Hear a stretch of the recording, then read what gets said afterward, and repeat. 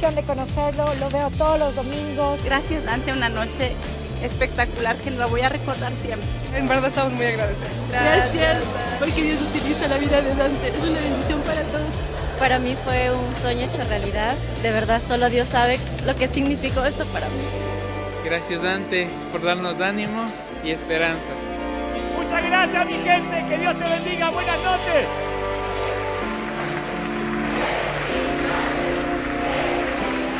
Un saludo enorme a todo Ecuador. Gracias. Fue maravilloso y nos emocionamos y nos reímos mucho. Son 2 horas 15 donde el desafío es que yo no tomo agua ni los que están escuchando van a orinar. Y de verdad, no se levanta nadie a orinar, ni los que tienen problemas en la próstata, porque está todo enganchado de manera tal que no se pueden perder ni un segundo. Entonces, con mucha risa, con una mezcla de stand-up y un montón de cosas, vamos llevando por 5 estaciones de la vida hasta terminar en lo importante, ¿no? Y allí todo el mundo tiene ese encuentro con el Señor, se hace una invitación, obviamente, para que Cristo entre en los corazones, pero es maravilloso. Y en cada sitio ha sido más sorprendente de lo que yo hubiese imaginado, porque nunca hubiese soñado que se iba a llenar el Auditorio Nacional de México a full, con casi 15.000 personas, o el Radio City de Nueva York, o el Movistar Arena de Bogotá, que ahora vamos al Movistar Arena también de Chile y al Movistar Arena de Buenos Aires. Así que gracias a Movistar. Usen Movistar. Digo, igual no me van a hacer descuento, pero maravilloso. ¿Estamos listos, sí o no? Muy bien. He contado esta anécdota en alguna otra ocasión. En 1915, Charles Chaplin había ganado una inmensa popularidad en toda América, de modo que surgieron infinidad de imitadores que recorrían los circos, recorrían los teatros, ganándose la vida emulando a este genio del humor del cine mudo. Y hubo tantos imitadores para ese entonces que se invente un concurso nacional en los Estados Unidos en el que se premiaba al que mejor realizara la imitación. Y en uno de los viajes que Chaplin hizo a San Francisco, le llegó la noticia de uno de estos concursos y decidió participar. Se anotó, sin decir que era el verdadero. Increíblemente no pasó de la primera ronda, fue rechazado por los jueces de inmediato. Fue sorprendente. La noticia recorrió el mundo. Nunca supieron que tenían al real, al verdadero. Lo que sucedió tiene una razón. El verdadero Chaplin fue a hacer de él mismo. Entonces se movía de manera normal, como lo hacía cada vez que rodaba sus películas. Pero los imitadores se movían mucho más rápido tratando de imitar la cámara rápida del cine. Y eso causaba mucho más gracia. Chaplin estaba acostumbrado a moverse normal. La cámara luego lo aceleraba. Los imitadores iban acelerados, entonces parecían más reales que el verdadero. Entonces, de alguna manera, Chaplin fue el primero en estar atrapado en su propio avatar, o sea, que la gente se había adueñado de su imagen y no admitían que Chaplin caminara de manera real. El avatar digital es una representación de una persona para identificarse en videojuegos, en aplicaciones. Uno, si no quiere poner la foto, se hace un avatar mucho más joven, mucho más delgado y lo pone ahí. Esos avatares o avatar generalmente representan el aspecto físico de la persona. Son parecidas, uno los puede hacer, pero siempre es una super versión ultra, hiper, macro, extra, archi mejorada de lo real. Cuando uno ve el avatar se enamora, cuando ve la persona real dice, ¡Satanás! ¿Qué pasó? Y volviendo a la historia, Chaplin, si quería ser aceptado por sus propios admiradores, debía caminar y debía lucir como ellos esperaban que caminara y que luciera. Si no, no lo iban a aceptar. Estaba atrapado por la imagen que él mismo había proyectado. Y el mismo síndrome le ha sucedido a varios actores famosos. El público nunca pudo ver a Christopher Reeve en otra película o en otra saga que no fuera Superman. Él mismo decía, antes de tener su accidente, que estaba atrapado en ese personaje. Nos cuesta ver al británico Rowan Atkinson, que es un gran actor dramático, lejos de su entrañable Mr. Bean. Uno lo ve inmediatamente y no lo toma en serio, aunque esté hablando en serio. Mucho menos somos capaces de ver a Stallone sin identificarlo de manera inmediata con Rocky o con Rambo, o no podemos ver a Michael Fox sin que nos lleve a la memoria a Marty McFly, o a Linda Blair, que quedó varada en la endemoniada del Exorcista. No pudo hacer ningún otro papel, porque quien la veía en los castings decía, eres la endemoniada del Exorcista. A Robert Downey Jr., que nos cuesta verlo fuera del papel de Tony Stark, a Johnny Depp, que siempre lo vemos y nos parece siempre que está desgreñado, desalineado, sucio, porque vemos a él, al Capitán Sparrow. A Schwarzenegger nos cuesta verlo como otra persona que no sea Terminator, aun cuando era gobernador de California, le decían el Governator. Y esta gente ha perdido contratos millonarios, porque los agentes de casting están conscientes que el público no quiere ni puede separarlos de los personajes que los lanzaron a la fama. Por esa razón, los grandes actores suelen rechazar los papeles de superhéroes porque podrían quedar, en la mayoría de los casos, anclados a ese personaje. Y ese podría ser el último papel de sus carreras, porque después nadie los quiere ver en otro papel. Lo vemos como Superman, como Batman, etc. Y cuando yo meditaba en estas historias, me daba cuenta que muchos de nosotros dejamos de ser también nosotros mismos en algún momento de la vida, y esto no tiene que ver con que estemos necesariamente ligados a Hollywood, pero en algún momento de la vida dejamos de ser quienes somos para ser ese avatar que todo el mundo quiere que seamos. Y quedamos atrapados en un personaje, quedamos atrapados en un falso yo, en una mentira. Pero eso no sería lo peor. Lo peor es que nos convertimos luego en ese personaje que mostramos. Como que agradarle a la gente es algo que apreciamos demasiado. Desde la cuna a la tumba siempre nos presionan para que la mirada del otro decida quiénes somos. Entonces uno va intentando agradar primero a los padres, seguir la carrera que quiere mamá o papá, después a la tía, después al novio, a la novia, al cónyuge. Uno siempre está haciendo algo por el resto, lo cual se ve algo poco egoísta, pero al fin y al cabo un día no nos reconocemos. Y lo peor es que empezamos a vivir una espiritualidad superficial, a nivel de piel. En el fabuloso mensaje del Sermón del Monte, Jesús tuvo mucho para decir, entre otras cosas, entre la diferencia comparando lo superficial de afuera con lo auténtico de adentro. Dijo que en realidad lo que le importa a Dios, recalcó algo que ya sabíamos, pero él lo recalcó de una manera muy explícita. Él dijo que a Dios le importa lo que hay adentro, que allí es donde pasan las cosas de verdad, lo que pasa en nuestro interior. Y en Mateo 5:8 dice, bienaventurados los de limpio corazón, porque ellos son los que verán a Dios. Limpio corazón. A mí siempre me sorprendió eso y se predicó como que uno tenía que acercarse a la perfección lo más posible. A mí me costaba tener mucho limpio el corazón cuando era más joven.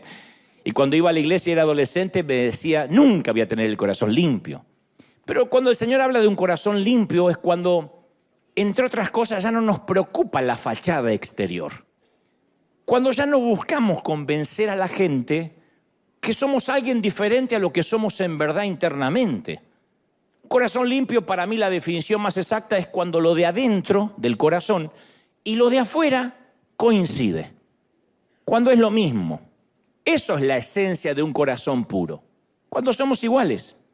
Esa es la esencia de la integridad. Integridad viene de la palabra entero, que somos enteros, no perfectos, pero que no ocultamos nada. Que lo que hay adentro se ve afuera y viceversa. ¿Qué quiere decir puro? Los fariseos la definían como nosotros definimos la pureza actualmente, las cosas visibles. Los fariseos pensaban que la pureza tenía que ver con las reglas que debían cumplirse. Y Jesús le dijo que se preocupaban demasiado por limpiar lo de afuera del vaso, mientras que el interior estaba sucio. Esa fue la hipérbole o la metáfora que usó. Dijo, ustedes limpian el vaso por fuera y adentro está mugriento. Y luego, ya en un mensaje menos popular, comparó a esos religiosos con sepulcros blanqueados. Es espantoso que te digan eso. Hermano, te pareces a un cementerio. ¡Qué feo! Y un cementerio pintado por fuera, o a una cripta de hormigón pintada, brillante y blanca por fuera, pero llena de muerte y de putrefacción por dentro. el Señor aborrece el fingimiento. Es una de las cosas que lo sacaban de quicio. Nunca Él parece, aunque no perdió los estribos de manera etimológica, pero cuando lo vemos a Dios iracundo, al Señor, a Dios hecho hombre, al Señor iracundo, enfadado, es ante la hipocresía. Hipócritas. Él no llamó nunca adúltera, borracho, cobrador de impuestos, argentino. Nunca dijo eso, nunca. Pero sí hipócritas, porque aborrece el fingimiento. Y cuando decimos que somos santos y no lo somos, estamos fingiendo y estamos proyectando un avatar falso. Cuando mostramos fortalezas, en lugar de decir, no, estoy débil, estamos fingiendo un personaje. Porque en lugar de decir, oren por mí, necesito ayuda, mi matrimonio no va bien, mis hijos no son lo que quería o lo que pensaba, mi trabajo anda peor. No, nos mostramos en victoria, en el afán de ser victoriosos, valga la redundancia, y eso es falsedad. Cuando hacemos todo lo posible por seguir manteniendo la imagen que tenemos la vida resuelta y que todo está bien, seguimos fingiendo. Cuando retocamos nuestras imágenes y aplicamos Photoshop a nuestros fracasos, el Photoshop es para las fotos, no para los fracasos. Pero cuando no queremos contar que las cosas no están yendo como soñábamos, estamos simulando un papel de ficción, interpretando algo ficticio. Pero no podemos retocar, iluminar y ponerle filtros a quienes realmente somos en nuestro interior. Porque tarde o temprano eso sale a la luz, quienes somos. Y cuando nos convertimos en ese ser que debemos ser, somos liberados del ser que aparentamos ser. Uno deja de aparentar. Generalmente llega esto con la edad, pero también puede llegar con la sabiduría divina sin tener necesariamente que envejecer. Es difícil que veamos un anciano, una anciana aparentando, porque ya no le importa más nada. Yo me acuerdo de mi abuela Ana, la alemana, que le importaba 3 cuernos lo que pensaba la gente, los vecinos, porque sabía que estaba por cualquier momento irse a la eternidad. Entonces uno pierde esa óptica de que la gente está pensando en nosotros. De que cuando uno tiene 20, 30 años, uno piensa que todo el mundo habla de nosotros. Y después uno tiene 40, 50 y nos damos cuenta que el mundo ni sabe que existimos. Pero para eso hace falta edad. Por eso dicen que la juventud es algo que se cura con el tiempo. Pero no hace falta necesariamente la edad cronológica, a veces la sabiduría divina. Uno lo puede aprender de joven. Yo hace unos años almorcé con alguien que quería conocerme. Estaba desesperado por conocerme, coincidimos en un país. Y según este caballero, había esperado durante muchos años para hacerme un sinfín de preguntas. Porque ya empiezo a tener esa edad donde la gente dice lo que apareció recién en el video de Ecuador. Ay, yo lo escucho de chiquito. Y no estoy muy listo para eso todavía. Cuando son muchachos, sí, las cuentas me dan, pero a veces aparece una señora. Señora, no le quite años a su vida. Y aparecen unas señoras con varias horas de vuelo diciendo, yo lo veo de chiquita. No mienta. Bueno, este muchacho coincidió conmigo, hicimos una cita y me dice, quiero tener el privilegio de sentarme a tus pies. Usó esa frase, ¿no? Como hacía Pablo con Gamaliel. Dijo, yo quiero sentarme a tus pies y aprender lo que más pueda, aunque sea lo que dure un almuerzo. Porque he esperado este momento toda mi vida. Y pasamos 3 horas juntos, entre el que ordenamos la comida y una sobremesa, y todo el almuerzo habló él. De lo importante que era él, de cómo Dios lo usaba, de las conexiones que tenía, de cómo su ministerio había crecido. Yo no metí un solo bocadillo, aproveché para comer, pero no metí un solo bocadillo. Cada vez que yo intentaba hablar, él me interrumpía por un nuevo recorrido por su vida. Y cuando terminó el almuerzo, casi 3 horas después, yo me sentía drenado y pensaba, ¿para qué cuerno quería encontrarse conmigo? Porque podía haber pagado un terapeuta, se sienta en el diván y habla. Yo no pude hablar ni 2 palabras seguidas. A ver, yo no quería hablar. No es que yo me quedé con ganas de hablar. Pero supuestamente la cita era porque quería conocerme y hacerme preguntas y qué sé yo. Luego me di cuenta que este hombre solo quería venderme su avatar, su versión editada de la vida. Y perdió la oportunidad de conocerme. Y yo también me perdí la oportunidad de conocer su yo real. Porque todo lo que me contó lo pude haber visto en su página web. Nos perdimos la oportunidad de conocernos. 3 horas estuvimos juntos y fue un encuentro superficial. Fue un encuentro entre 2 jefes de Estado, entre 2 presidentes. ¿Vieron que no se dice nada y se hace así y se saludan? Nice to meet you. Como hace Biden. Bueno, así me sentí. Que después le dicen por allá, señor, sí, y lo sacan. Bueno, yo me sentí así. Entonces, aparentar ser alguien que no somos es un trabajo duro. Y tener que proyectar una imagen todo el tiempo agota, drena. Todo el tiempo proyectando una imagen. Uno lo puede hacer en una fiesta, en un evento de etiqueta, de gala, ¿no? Y nos ponemos ropa incómoda. Dicen que la moda incomoda. Si generalmente los que nos quedan bonitos, por lo general no es cómodo. Entonces, las mujeres lo sufren un poco más por los tacones altos, por las fajas que atrapan a Willy.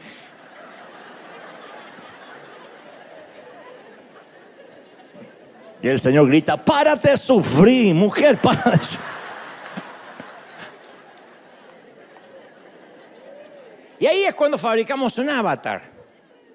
Y escondemos lo que realmente sabemos de nosotros mismos. Entonces nos ocultamos detrás de un avatar en el beneficio del consumo público.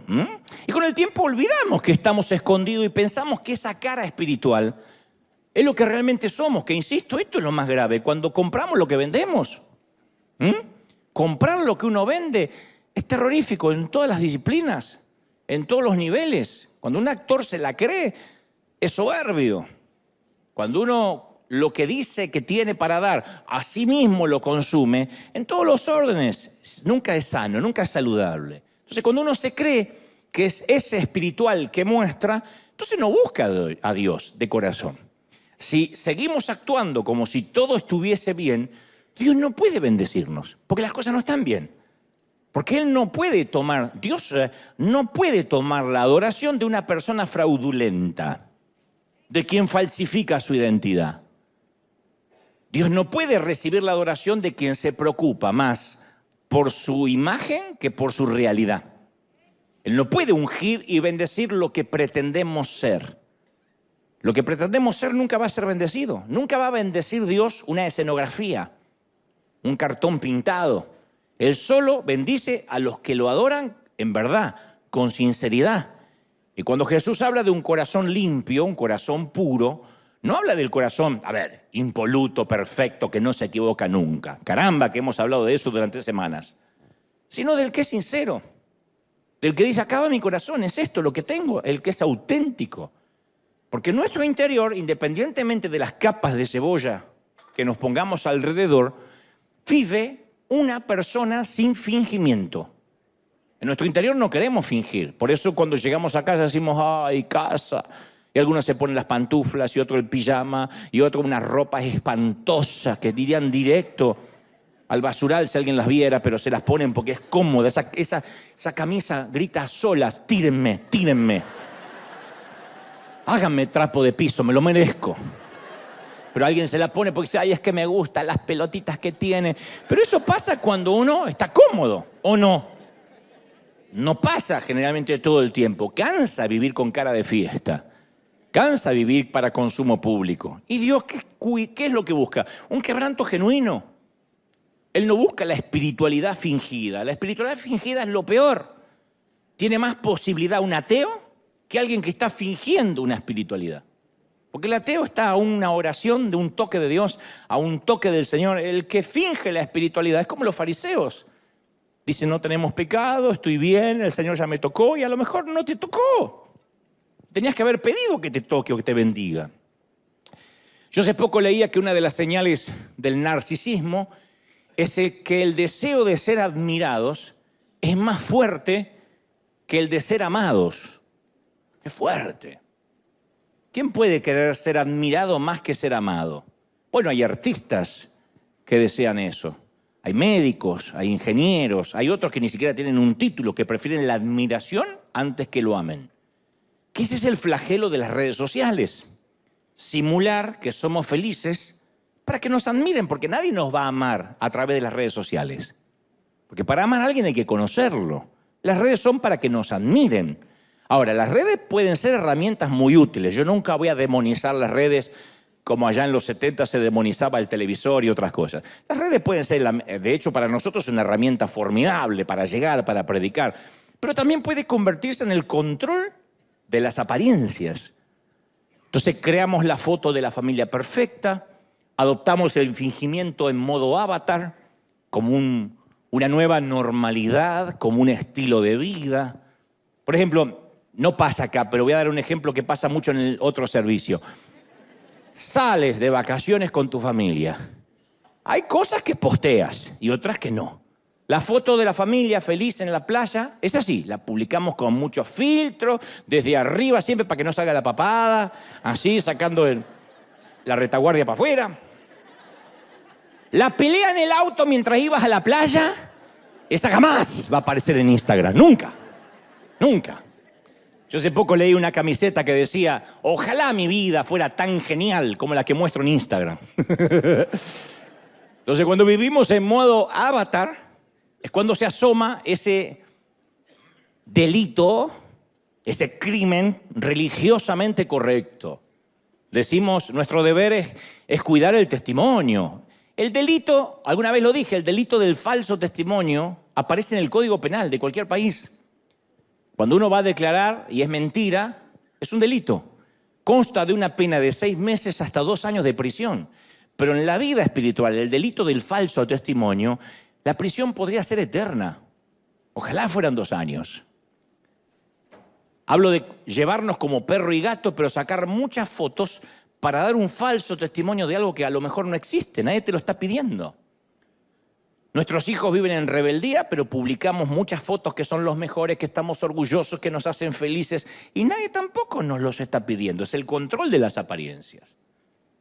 De hecho, los domingos, aquí en esta congregación y en otras del mundo, muchas familias llegan a la iglesia, al templo, con la sonrisa en el rostro, aunque se bajaron del auto capaz que denigrándose, insultándose, faltándose el respeto y echando todos los demonios.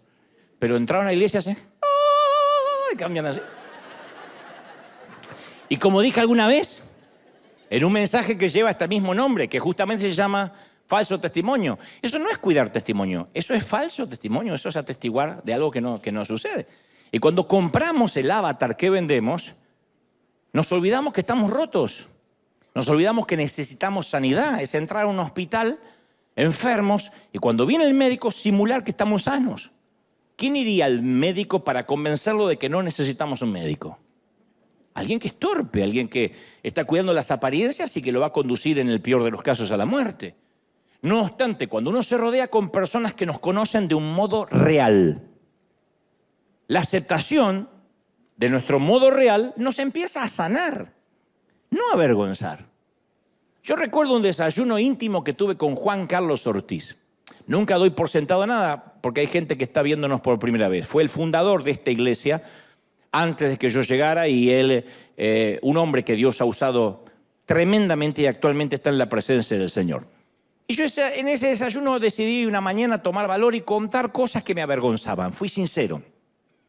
Le hablé acerca de mi cobardía, de mis celos, de mis envidias solapadas, de mis inseguridades, de mis zonas más vulnerables. Total, dije, si es el último desayuno que vamos a tener, que sea el último. A diferencia del muchacho que se encontró conmigo a almorzar, yo me fui a la antítesis. Yo dije, voy a contarle todo lo malo de una buena vez, que se desayune conmigo.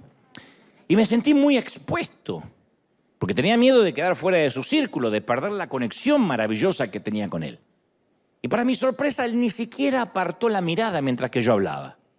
Y nunca olvidaré sus próximas palabras. Él me dijo, Dante, si antes te amaba y te admiraba, ahora te amo y te admiro mucho más. Esto merece otro café. Y nos quedamos desayunando. Yo digo, ¿por qué me admira? No me tiene que admirar. Lo que le acabo de contar no es para que me admire, pero la misma verdad que yo creía que me iba a alejar de él, me convirtió, o lo convirtió en un lazo que nos unió más que nunca. Ese día aprendí que si guardo parte de mi vida en secreto, quizá puedas amarme, pero yo sé en mi interior que no me amarías tanto si supieras la verdad. Esto en todos los órdenes. Yo no puedo ser amado por completo a menos que sea conocido por completo. Ser conocido por completo es el don más sanador que un ser humano le puede dar a otro. Eso es lo que realmente uno puede brindarle a otro, que no tiene que ver necesariamente con el sexo. Hay gente que puede tener sexo y sin embargo nunca darse a conocer con la persona que está teniendo intimidad sexual. Porque estar desnudo en el cuerpo no significa desnudar el corazón y decir, este soy, esta es mi alma. Santiago 5:16 dice, por eso confiésense unos a otros sus pecados y oren unos por otros para que sean sanados.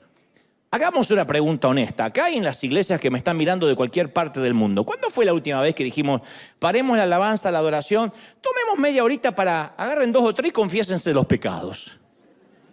Supuestamente está ahí escrito en la Biblia. No podemos decir es simbólico, no, es explícito. ¿Y cuánto hace que no confesamos los pecados? Decimos, no, eso de confesarse tiene que ver más bien con el catolicismo. No, están las escrituras, confiésense los pecados unos a los otros. A ver, convengamos, no le vamos a contar a cualquiera que se nos cruce, ¿te cuento un pecado, maestro? No va a ser así. Pero está hablando de alguien con quien tengamos una conexión, con quien sabemos que es una tumba, que va a morir lo que le digamos, que va a orar por nosotros, que no nos va a juzgar, que no va a cambiar su percepción, que no nos va a perder el respeto. Y el Señor sigue predicando en la montaña y apunta su mensaje directo a los fariseos y por siempre a su hipocresía, que lo repugnaba, y dijo, cuídense de no hacer sus obras de justicia delante de la gente para llamar la atención. Si actúan así, su Padre que está en el cielo no les dará recompensa. Entonces, en la economía del reino, todo tiene que ver con el público que en la vida vamos a elegir, agradar y complacer. Si nos interesa la gente, nuestra recompensa va a ser el aplauso o el abucheo de esa gente. Pero tenemos que recordar por nuestra salud mental que la gente somos nosotros. Y así como hoy gritamos desde una vereda hosana, mañana se nos dan vuelta los ratones, el moño se nos pone virado y estamos en la vereda de enfrente gritando crucifíquenle. La gente es así. La gente al que hoy ama, mañana lo odia, y al que ayer odiaba, mañana lo ama. Uno puede elegir. Si uno quiere agradar a la gente, ya se nos pagó por lo que ganamos. Y no podemos esperar tener ninguna otra compensación de Dios. Hay un dicho que dice, no se puede estar en la misa y en la procesión. No podemos decir, tengo un poquito del aplauso de la gente y tengo un poquito del beneplácito de Dios. No, es uno o el otro, según Jesús. Y los religiosos hacían oraciones grandilocuentes, ayunando en público, se pintaban la cara, se cubrían con ceniza, para asegurarse de que el mundo viera sus muestras de piedad y de justicia. Hasta medían la santidad, los fariseos, por la vestimenta. Jesús en Mateo 23:5 dice algo que se nos escapa, no lo mencionamos mucho, pero él dice, esta gente hacen todas sus obras para ser vistos por los hombres, quieren que los aplaudan, andan con sus distintivos religiosos, que eran unas filacterías, alargan los adornos, los flecos de sus mantos. Lo dijo Jesús, literalmente, les habló de la moda que ellos vestían. Las filacterias eran cajitas de cuero que contenían versículos de las Escrituras inscritas en rollitos de pergamino.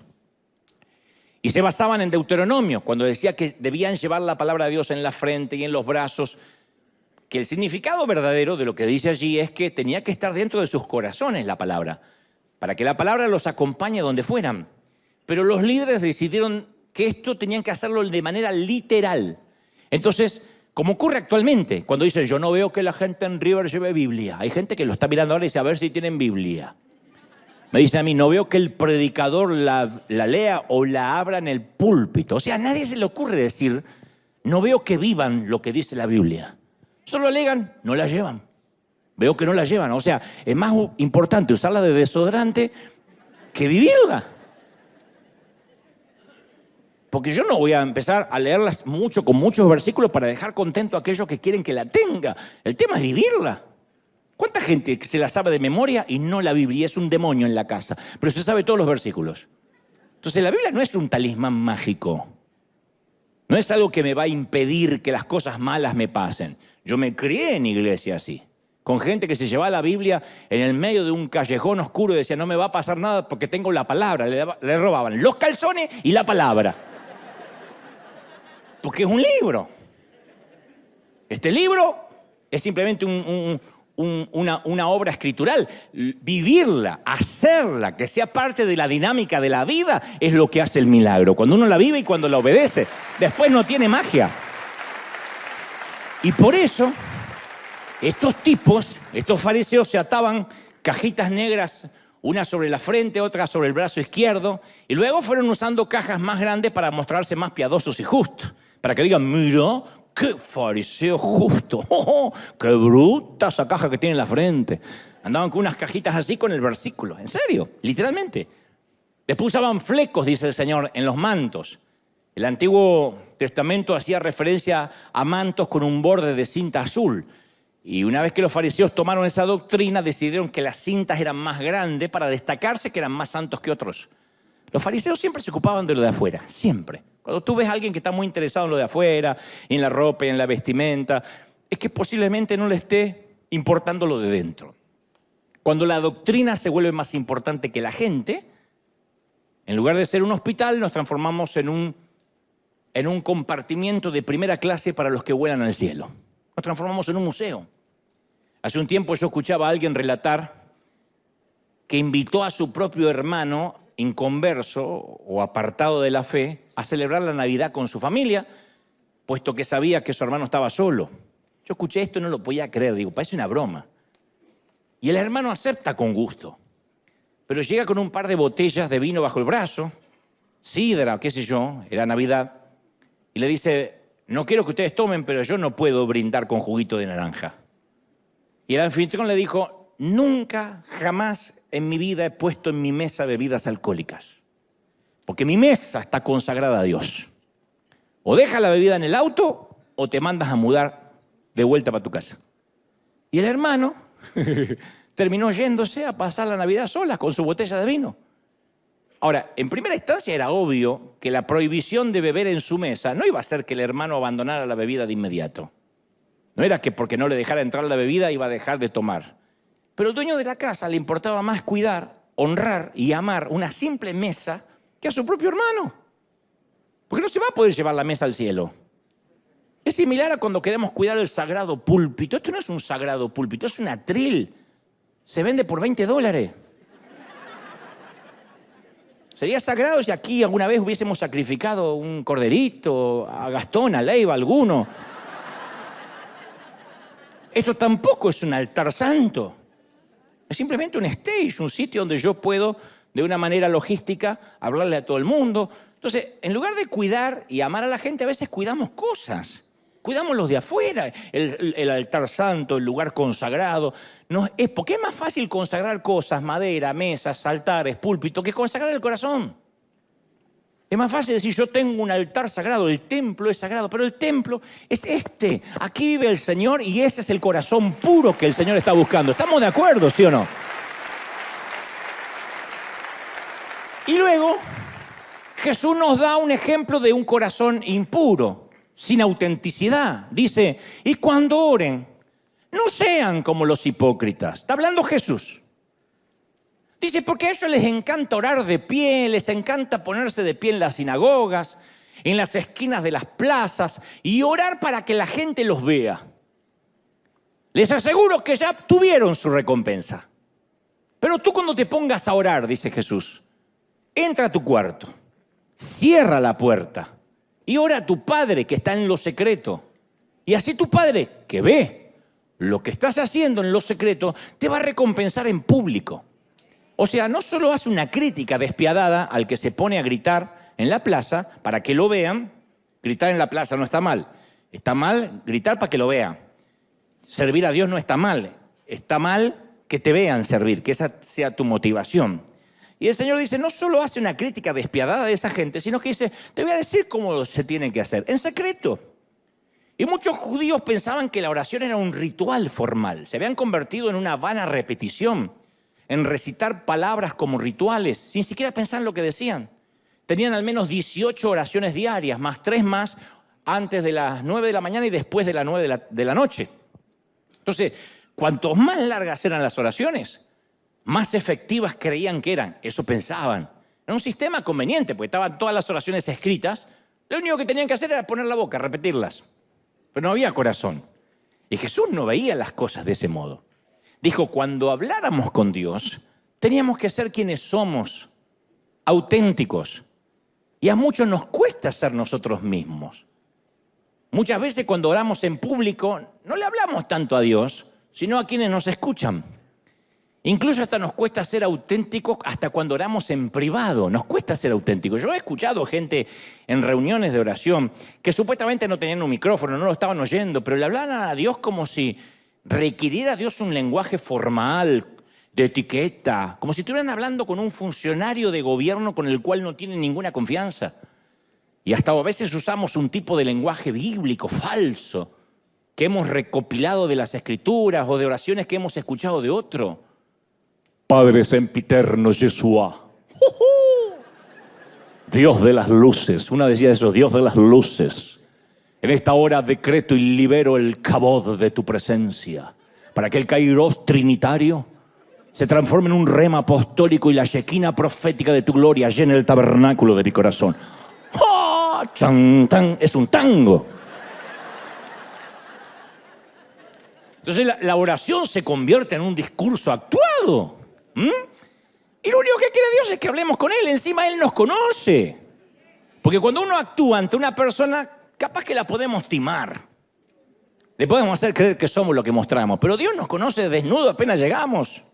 Tiene una visión de rayos X que van directo al corazón. Entonces uno se pone a fingir y es una pérdida de tiempo.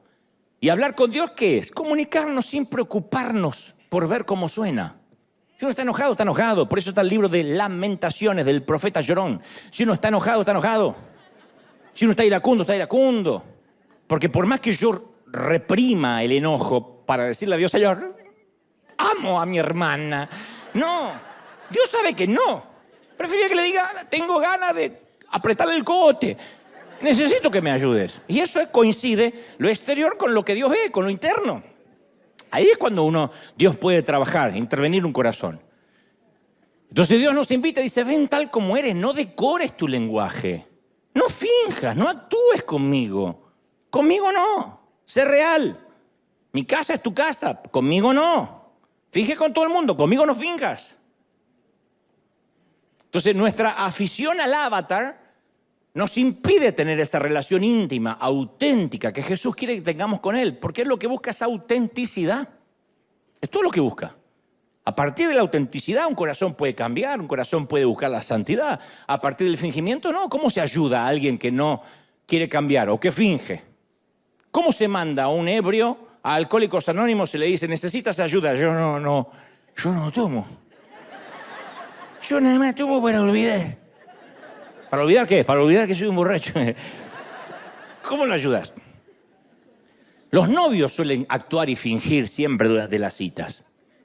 Es algo que hacemos. Los novios, las novias siempre huelen bien, son simpáticos, pagan la cuenta las primeras veces, muestran su versión avatar, porque quieren seducir al otro. Se ríen de cualquier cosa.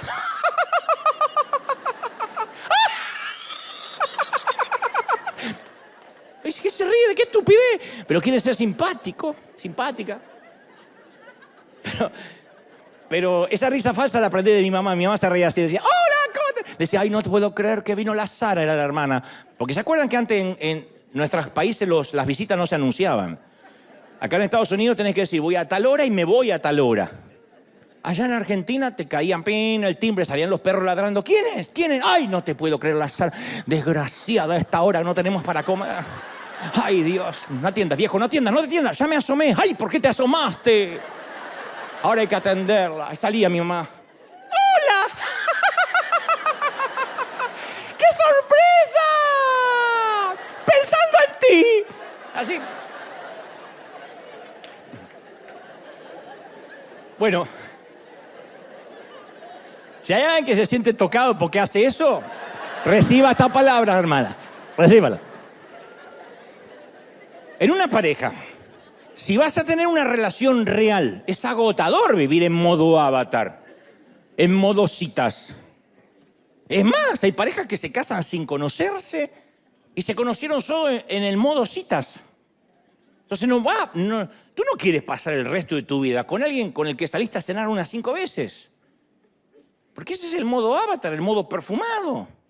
Entonces tiene que conocerlo más, cómo reacciona bajo presión, cómo funciona cuando las cosas en su familia están mal, cómo es, si es celoso, si es celosa. Hay un montón de cosas que los novios no ven porque simplemente fueron a la cita a comer pizza. Y dicen, ¡ay, es tan dulce! Si está comiendo pizza, ¿qué puede hacer? Entonces, amar es cuando uno se relaja y no tiene miedo a que nos juzguen. No tenemos que fingir ni esconder verrugas, no tenemos que lucir más guapos.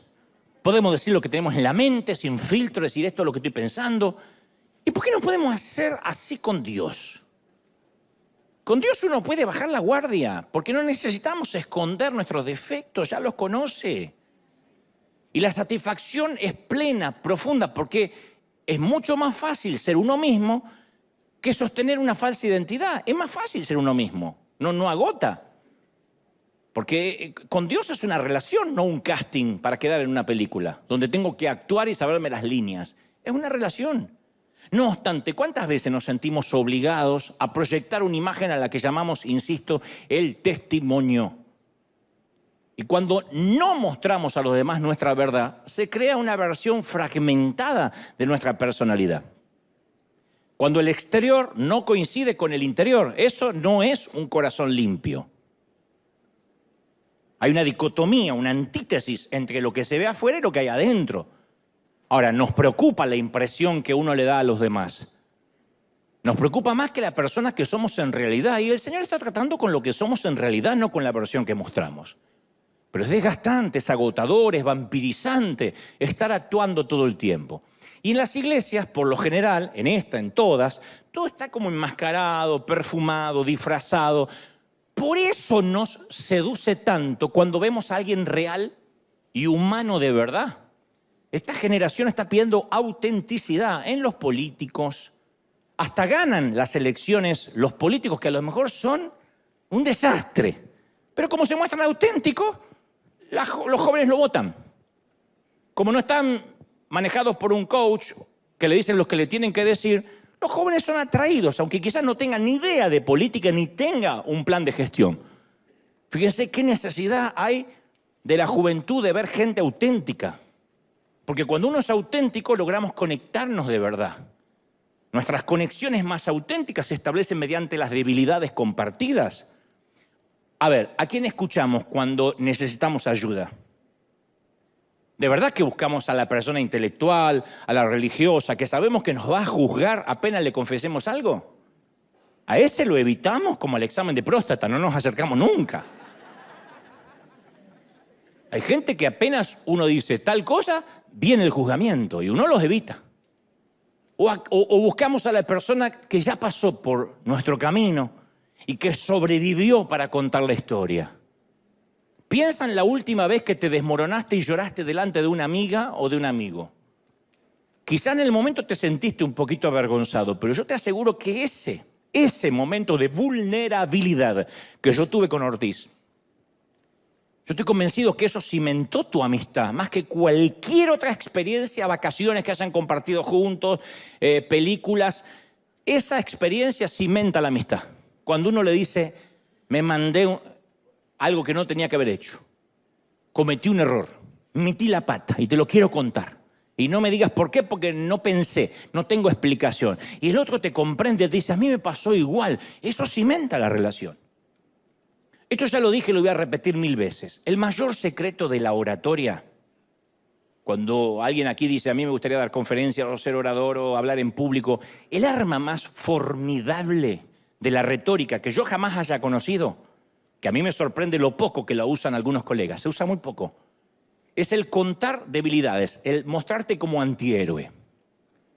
A presidente de nuestra conferencia va mucha gente en conversa, actores, qué sé yo, dije hoy, políticos de muchas disciplinas, deportistas, y van muchos con el prejuicio, este es un religioso. Ahora empieza a coachearme desde arriba, a ponerse en un pedestal y a decirme cómo tengo que vivir.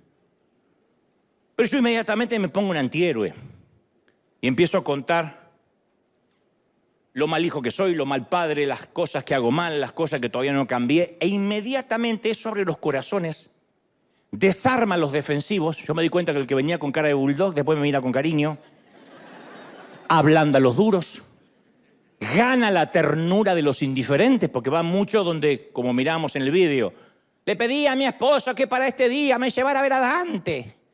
Y dice, bueno, peor es que te pida Luis Miguel, vamos a llevarlo. Y yo veo que ella está así, ¡ah! Y él está como diciendo, ¿a quién vinimos a ver? Pero de pronto ese indiferente cambia cuando yo empiezo a hablar de mis debilidades. Porque demuestro a las personas que no tienen ni que temerme y mucho menos reverenciarme, que soy uno de ellos. Y por eso mismo me abren las puertas de sus almas para hablarle a sus vidas. Se ríen, que es una anestesia formidable. Entonces las dos palabras que más necesitan escuchar las personas cuando están dolidas no es deberías hacer, sino yo también. El yo también desarma. Cuando alguien dice yo estoy pasando esta crisis, ¿sabe lo que tendrías que hacer para salir de la crisis? Inmediatamente el otro levanta una barrera diciendo qué fácil a este se le hace la vida. Pero cuando uno dice yo también lo pasé, o lo estoy pasando, o no estoy exento de pasarlo alguna vez. Un buen ejemplo de esto fue Jesús, que hizo su entrada a la raza humana como un bebé. Un bebé es la criatura más indefensa del planeta. El crecimiento de Jesús estuvo lejísimo de ser lo que alguien de la realeza hubiese esperado. Después de 30 años de humanidad, de la que no se habla, de la que no se sabe, comienza su ministerio que dura 3 años y medio. Si hacemos la cuenta, más del 85% de su vida la pasó en el anonimato. ¿Alguna vez nos preguntamos, fue necesario que pasara por la infancia, por la pubertad, que le saliera acné, que tuviera dudas, que llorara de chiquito, que tuviera hambre, que tuviera sed? ¿Por qué no apareció como el Thor de Marvel? Como un superhéroe musculoso descendiendo del cielo, como Terminator, para salvar la humanidad. El libro de Hebreos dice por qué decide nacer como un bebé. Dice, porque no tenemos un sumo sacerdote incapaz de compadecerse de nuestras debilidades, sino que cada uno ha sido tentado en todo de la misma manera que nosotros, y él fue tentado. Así que acerquémonos confiadamente al trono de la gracia para recibir misericordia y hallar gracia que nos ayude en el momento que más necesitamos. Él dice, te entiendo. Yo pasé por todo lo que estás pasando, por la bronca, por el enojo, por el coraje, por la tentación, por la locura, por querer abandonar todo te entiendo. Su humanidad nos acerca a Dios. Eso es lo que cerró la brecha entre Dios y el hombre. Jesús, la autenticidad. Entonces, gente, nuestro problema no es el pecado. Todos están pecando. Mirá cómo sé. Nuestro problema no es el pecado, porque para eso hay redención. El problema es simular no tener pecado. Ese es el problema. Esa es la mayor lucha que yo tengo como líder. Que la gente ya no simule. Que no me haga creer que en vez de Uber bajó en un carro de fuego. Vives en la tierra. Ya a esta hora ya habrás pecado 3, 4, 10 veces. Ay, no. Sí, con pensamiento y por decir, ay, no. Por eso. A nosotros nos gustan los testimonios de gente que pecaba en la vieja vida. Siempre en las iglesias vamos a escuchar un testimonio. Siempre y cuando ahora simule ser un santo. Siempre pasaba uno, me acuerdo que teníamos uno que había sido, nadie le creía, pero que había sido un delincuente famoso.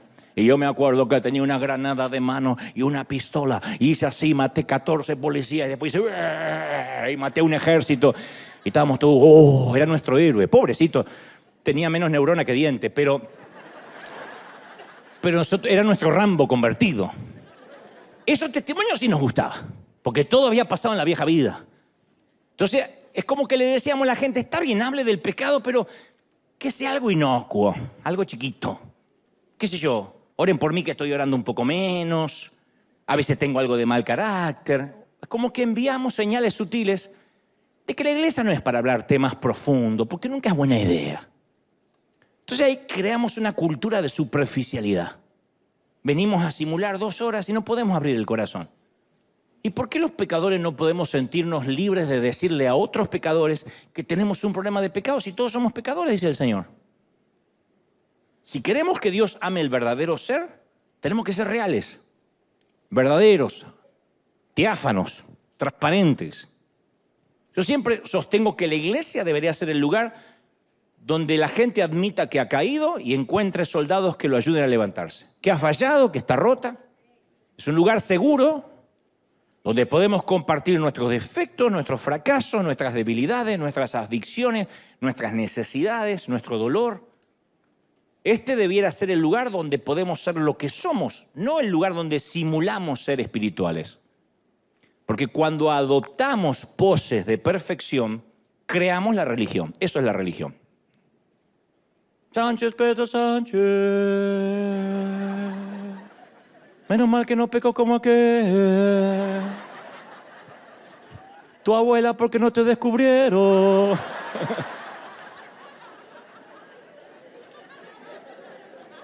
¿Esto va a salir al aire? Sí. Está saliendo. De hecho, es el cansancio de venir de Ecuador y predicar. De hecho, esta falta de autenticidad es lo que hace que tanta gente piense con desconfianza de la iglesia y la evite. Porque por lo general, ¿qué hacemos nosotros los cristianos? Tapamos los errores y los fracasos, y son justamente esos errores y fracasos los que tratamos de ocultar, lo que atrae a la gente para que puedan oír el evangelio que queremos comunicar. Pablo admitió esta verdad al decir en 2 de Corintios 12:9, por lo tanto, gustosamente haré más bien alarde de mis debilidades, para que permanezca sobre mí el poder de Cristo. ¿A cuántos líderes cristianos conocemos que hacen alarde de sus debilidades? Los desafío que busquen en YouTube. Por eso me pegan tanto a mí, porque yo soy el único que hace alarde de lo que los demás ocultan. No, son todos superhéroes de Marvel. Nadie hace alarde, nadie dice oren por mí. No, son superpoderosos y bajan empoderados. ¡Ah! Y son Hulk. La mayoría. Y Pablo dice, yo haría alarde de mis debilidades. Pero no solo con los predicadores, está lleno de cristianos que postean versículos y palabras de aliento en Instagram. Está bien. Pero cuando vimos un estado que diga, me siento triste, no soy feliz, ¿podrían orar por mí? Porque lo empiezan a liquidar los otros evangélicos. ¿Cómo puede ser? No confiesa la belleza que la tomada del diablo, usted es la linda hablar del exorcista. Lo empiezan a atacar. Estamos dispuestos a comunicarle al mundo sobre las cosas maravillosas que hace Dios, pero cuando las cosas van mal, las ocultamos, las tapamos. ¿A qué le tenemos miedo? ¿A qué? ¿Al qué dirá? Entonces elegimos mal el público. Porque cuando los cristianos proyectamos ese tipo de imagen perfecta, nos ponemos en un lugar donde el mundo nos va a juzgar. Por eso nos despedazan después y hacen documentales enteros en HBO, en Netflix, acerca de cuando alguien de la iglesia evangélica cae.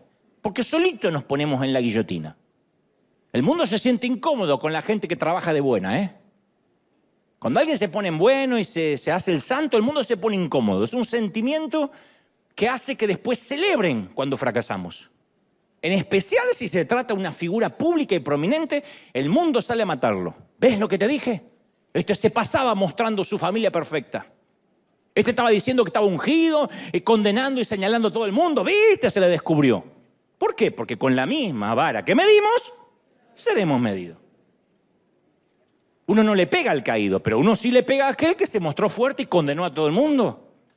Por eso tenemos que saber de una buena vez que la iglesia no tiene que ver con gente buena. Lo voy a decir otra vez, aunque no me digan amén. En la iglesia no está la gente buena. No importa, los que no dicen, no importa. Ay, yo sí, no eres bueno, pues estás mintiendo. No hay. La iglesia tiene que ver con gente en quebranto, con gente rota. El hospital no tiene que ver con gente sana. El manicomio no tiene que ver con gente cuerda. La iglesia no tiene que ver con gente buena, sino para qué estamos en la iglesia. En Alcohólicos Anónimos nunca se permite que una persona diga, hola, soy Juan, yo era alcohólico, pero estoy curado. No se le permite. Aunque Juan no haya bebido una gota y sea un bebedor seco, como le dicen, en meses o en años, se debe identificar como alcohólico. Yo entrevisté a un famoso cantante de rock que le digo, háblame de tu adicción al alcohol, y él me dice, yo soy alcohólico. Le digo, wow, no sabía. Me dice, sí, hace 25 años no pruebo una gota. Le digo, ¿y por qué eres alcohólico? Porque tengo la obligación de considerarme alcohólico, porque al negar mi debilidad, me convertiría en víctima de esa debilidad otra vez. El saber que soy alcohólico me hace ver de que tengo que luchar con eso constantemente. Veintitantos años, la tiene más clara que nosotros. Y jamás Juan podría decir, yo seré alcohólico, pero no soy tan mal como la Betty, esta sí que chupa. No puede.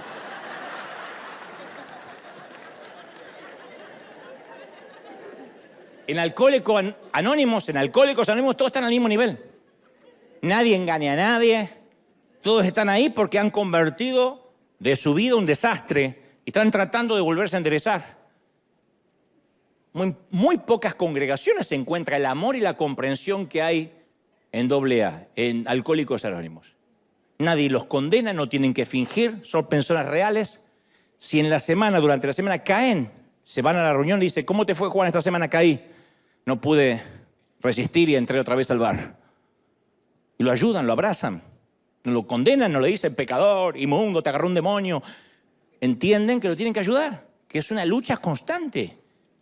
Y en la iglesia las relaciones se profundizan cuando la gente es real, cuando es sincera acerca del pecado que todos tenemos en común. Y si hay un predicador que dice que ya no peca, es un timador.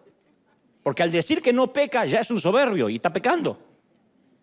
Entonces el Espíritu Santo solo fluye en la transparencia. Cuando logramos entrar a la zona de la sinceridad y dejamos de fingir, recién ahí podemos ser llenos del Espíritu. Lo demás es chiripiorca fingida.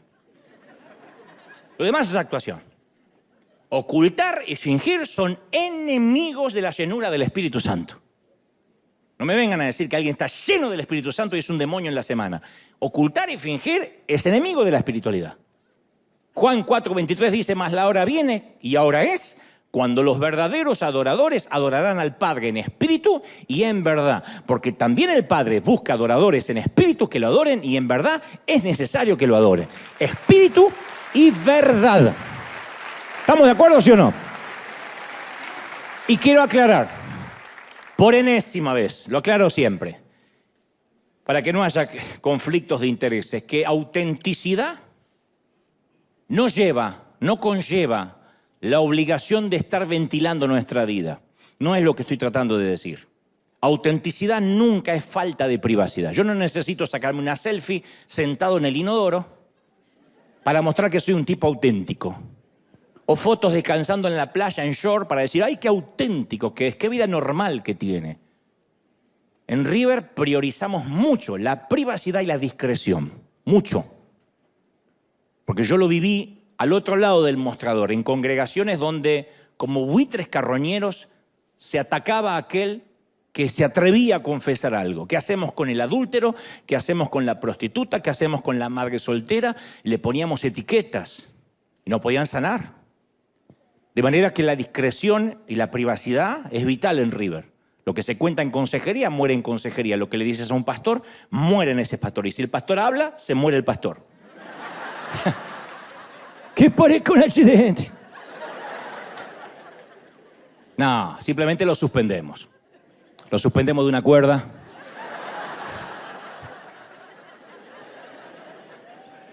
Entonces, nadie nos pide que no tengamos privacidad. En mi caso, desde hace años yo decidí preservar mi vida privada porque entendí que no le interesa a nadie más que a mí y a Dios. Cuando uno abre la puerta de la intimidad, siempre es un viaje de ida, no hay vuelta. Como cuando los artistas muestran la intimidad y se sacan una foto en la revista Jetas o Caras y después dice, ¡ay, no se metan en mi intimidad! Y el paparazzi se te va a meter hasta donde lo dejaste. Entonces no estamos obligados a mostrarle a nadie nuestra privacidad para dar testimonio de familia, ejemplo. Esa es la vieja excusa de los que quieren chismear un poco más de lo que deberían saber. Hay gente, en mi caso, que quiere saber cómo está compuesta mi familia, si tengo gatos, si tengo perros, por qué me salen canas, si me salen de verdad, si no esto. Hay gente que tiene el espíritu de doña Florinda, les quedó. Entonces cuando vamos a comer a un restaurante, lo que menos nos tiene que importar es la vida privada del camarero. Solo importa que haya pan en la casa del pan, donde sea que Dios te envíe. Porque hay gente que elige las iglesias según la perfección del pastor. No la vas a encontrar nunca. Y si encuentras uno, te está timando, te va a defraudar en algún momento. ¿Por qué? Porque es hombre. Porque somos humanos. Entonces la iglesia perfecta no existe. ¿Por qué? Porque ahí adentro estamos nosotros. Y si había una iglesia perfecta, la fregaste al llegar. Se terminó. Entonces el testimonio no se construye en Instagram ni en las redes. El fruto del Espíritu es orgánico, de estar conectado a la vid. Al estar conectado a la vida, ¿el fruto se ve o no se ve? Entonces Dios no nos pide que no tengamos privacidad, solo que no finjamos públicamente lo que no somos. Y esto que te voy a decir solo es a título meramente personal.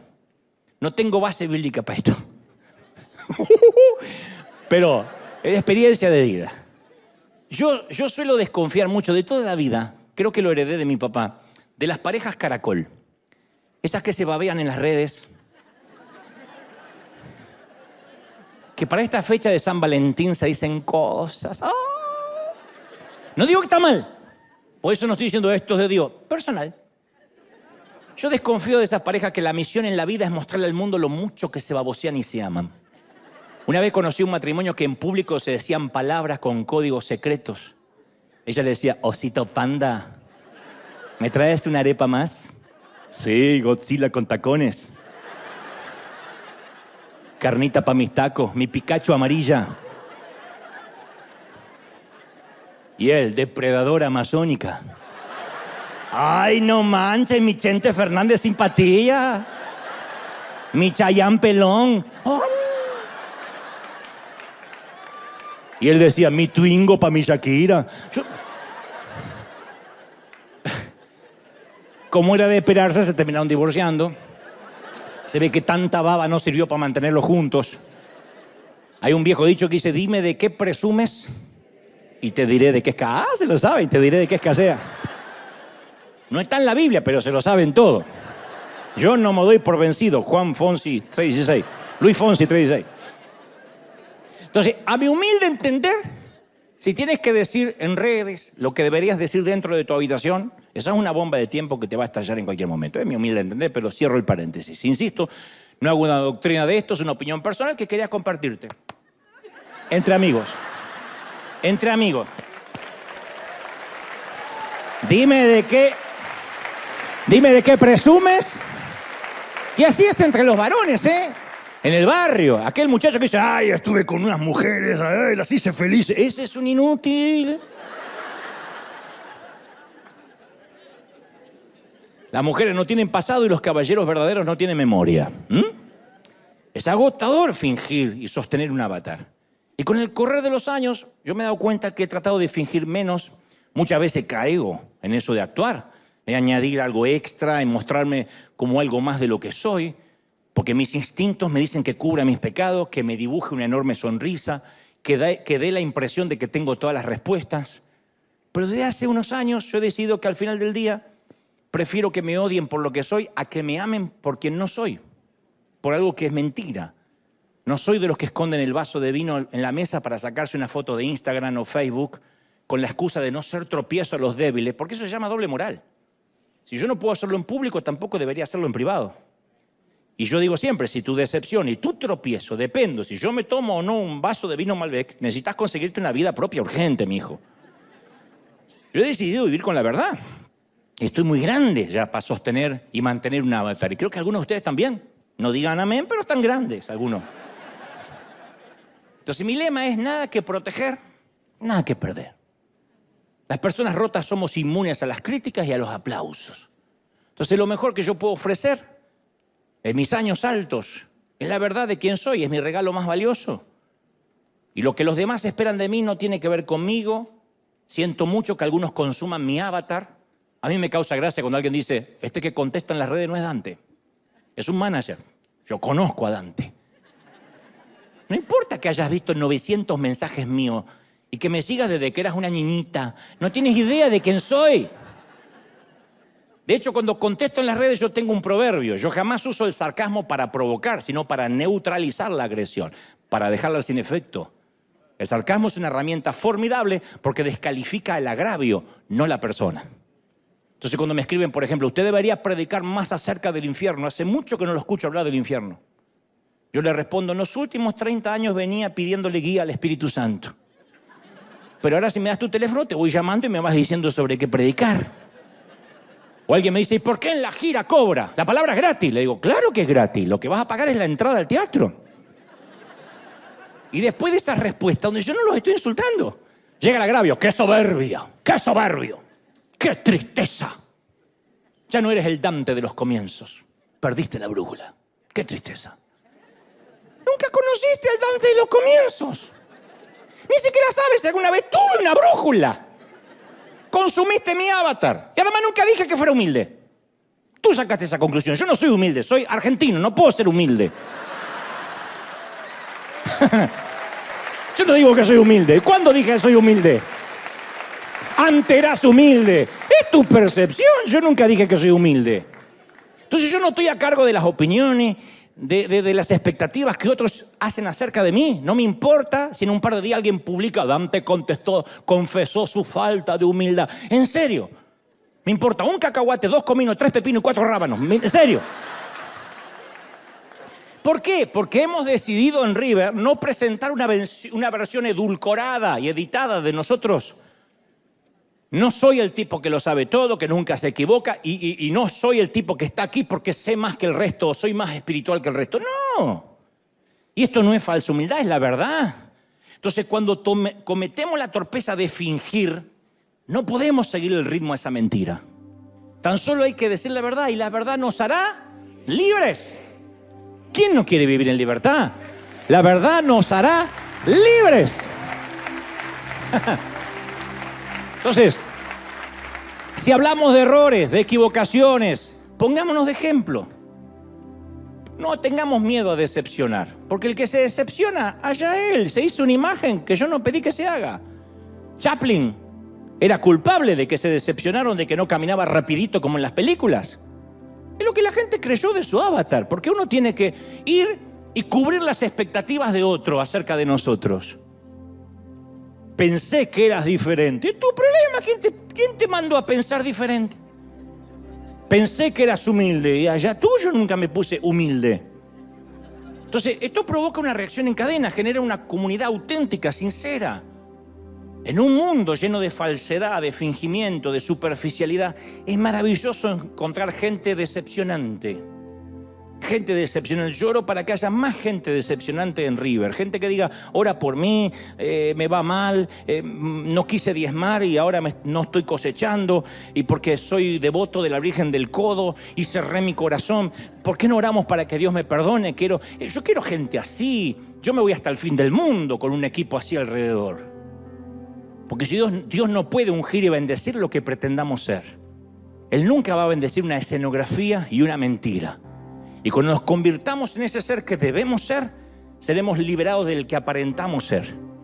Dios siempre prefiere el quebranto genuino antes que la espiritualidad fingida.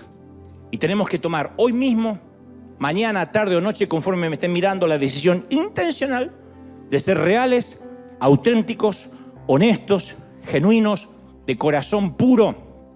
Y entonces seremos amados y no apenas admirados. Pretendo eso de nuestra congregación. Dios nos permita llegar antes de fin de año con una gente más auténtica. Confesar, esto no es libertinaje ni licencia para pecar. Es decir, no importa lo que diga la gente, solo nos va a importar el público de uno. Nos va a importar lo que diga el Señor.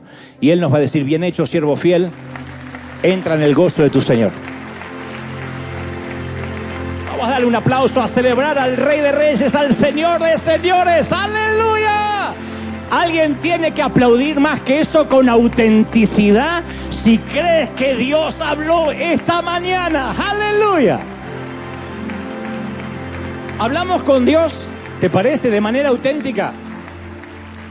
Le decimos al Señor, Señor, mi vida es un desastre, haz algo conmigo. Vamos a orar, vamos a inclinar nuestro rostro y oramos al Señor antes de irnos. Señor, mira, escucha las oraciones honestas, sinceras de estos tus hijos. Escucha nuestras oraciones. Tantos errores, tantas fallas. Y pedimos, Señor, la gracia que nos cubra esta mañana. Levanta las manos y dile, Señor, tu gracia venga sobre mí. Pide perdón sin justificarte. Dile al Señor que otra vez tu carácter estalló y perdiste los estribos y volviste a celar y a envidiar. Otra vez la lujuria se metió por los huecos de tu corazón. Y otra vez la envidia estuvo allí y otra vez pensaste mal y tantas cosas. Yo sé que hay decenas, cientos de otras congregaciones que quizás elijan vivir en la superficialidad. Pero nosotros hemos decidido ser un hospital. Es nuestra asignación. No es mejor que otras. Es nuestra asignación. No decimos que las demás estén equivocadas. La nuestra es